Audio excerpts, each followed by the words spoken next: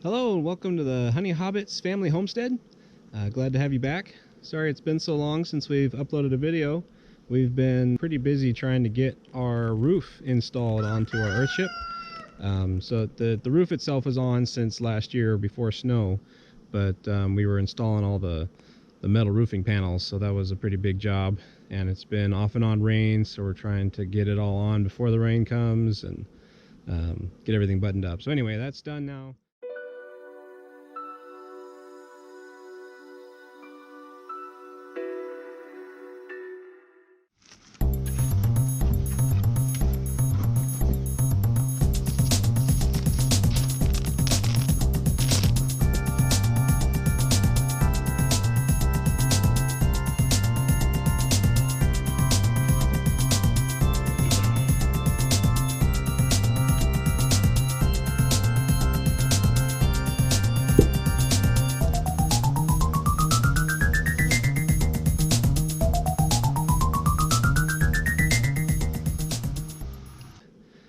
So today I wanted to share with you my method for doing swarm prevention.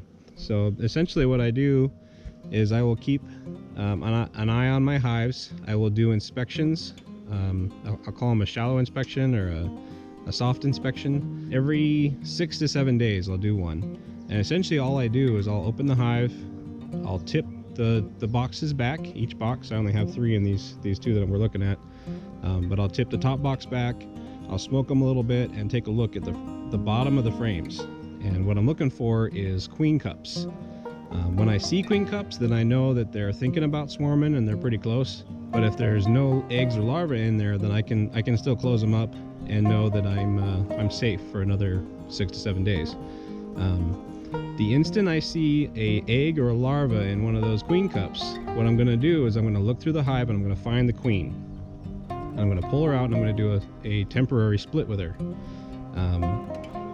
That way she's now in essentially a nuke, and she can keep doing her thing, keep building up, and I don't even have to worry about her. She's not going to swarm out of that nuke, because I'm going to put 3 frames in there, 1 frame with as much capped and emerging brood as I can find, 1 frame with pollen and nectar or honey, a food frame, and then mostly empty frame, maybe some bees on it.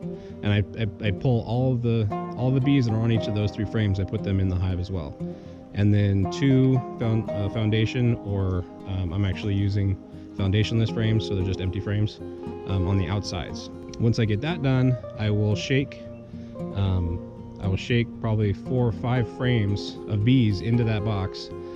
So I know that the hive I pulled her out of is very strong. They have a strong field force, so I can pull a lot of nurse bees out of that hive to make sure that that little nuke is going to be strong enough. If there's foragers in there, they're going to fly out and they're going to return to the hive that I just pulled the queen out of.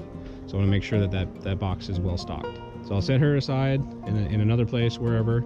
And essentially, I've bought myself 24 to 30 days for that hive that I know they're not going to swarm, because they're going to go through the whole cycle of drawing out queen cells. They'll pick eggs or larvae and they'll start drawing queen cells everywhere. The hive was thinking about swarming, so they're strong, and they're going to feed those queens extremely well. The very first queen that hatches will come out, and she will, well, I should say the very first queen that emerges after they've capped, one of the queens will emerge first, and she will go through and tear down all the other queen cells. Or at least the earliest queen, but essentially the most fit queen for that hive.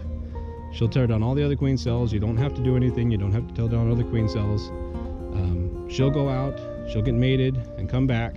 So after 24 days, if you check in there and you've got eggs, then you know that that whole process was successful, and now you have a new laying queen. The other possibility is they are unsuccessful, and that virgin queen will go out, she'll try to get mated, maybe she gets eaten by a bird.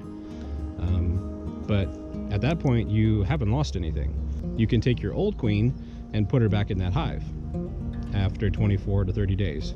I feel like it's the most or the least amount of stress doing it this way, because I know as soon as I'm done with that, I'm done with anything. I don't even have to worry about that hive. I don't have to check it. I don't have to go in there and I'll pull out every single frame looking for queen cells, and then worry the next night, wondering all night long if maybe I forgot one and they're going to swarm tomorrow.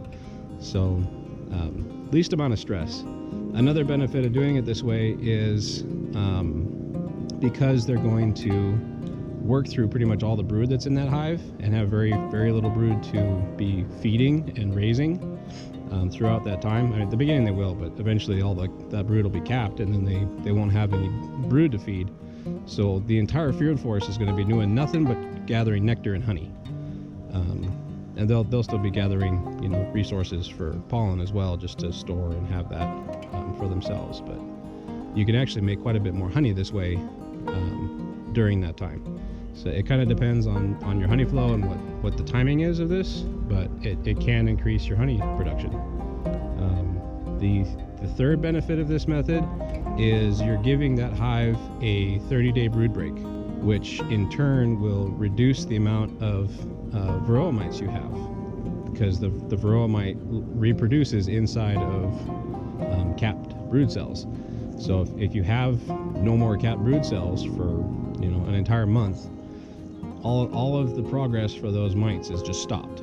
They can't compete anymore, or they can't continue to reproduce. There's a very interesting thought that I learned from Mel Dissel-Cohen from the on-the-spot queen rearing method.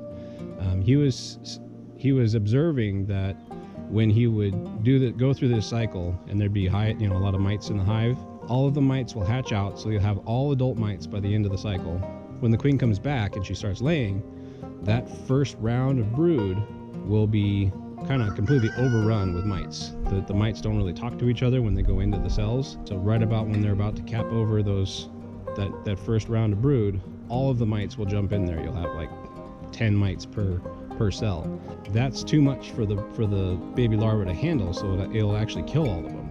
But that's actually a good thing, because that whole first round of brood, all the mites go in there, they all lay eggs, they all have babies, and then the brood dies. So what do the bees do? They open that cap up, they pull the brood out, and they just, essentially flush all of the mites right out the front door, because that's what they do when they have dead brood. They'll take the cap off, pull it out, and actually throw that larva out the entrance. In Mel's mind, this is actually how feral colonies are able to deal with varroa mites. Whenever they in the spring, they will be swarming a whole bunch, so they always have a brood break in that time, and then they will also often supersede their queen later on, close to the end of summer. So that in the wild, they'll generally have 2 brood breaks per year. This is what I have been doing for the last couple of years, and I can actually see with my mite washes that the mite count significantly drops after the whole queen reproduction cycle. Alright, so I built this little wheelbarrow to make it easier for me to get hive components and straight up hives. These 2 splits that we just made, I'm going to take them to my outyard. So just an idea for anybody else that has an old wheelbarrow laying around. Take the barrel off and put on a couple of pieces of plywood, and it really helps a lot for moving hives around with a small apiary. It'd be nice to have a truck, but then you have to build a road. Yeah, and we're not that big yet, so we're gonna take these on out there.